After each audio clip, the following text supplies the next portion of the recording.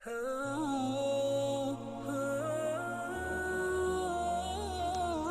اللہ صلی اللہ علیہ وسلم اپنے اونٹ پر بیٹھے ہوئے تھے اور ایک شخص نے اس کی نکیل تھام رکھی تھی۔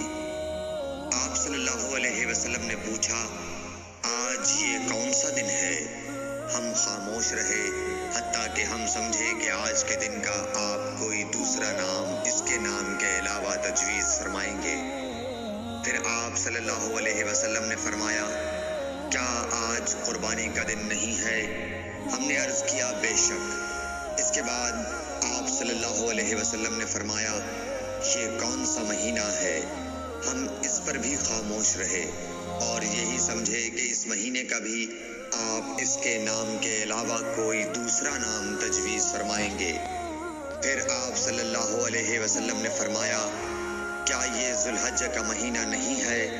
ہم نے عرض کیا، بے شک۔ آپ صلی اللہ علیہ وسلم نے فرمایا، تو یقیناً تمہاری جانیں اور تمہارے مال اور تمہاری آبرو تمہارے درمیان اسی طرح حرام ہے جس طرح آج کے دن کی حرمت تمہارے اس مہینے اور اس شہر میں ہے۔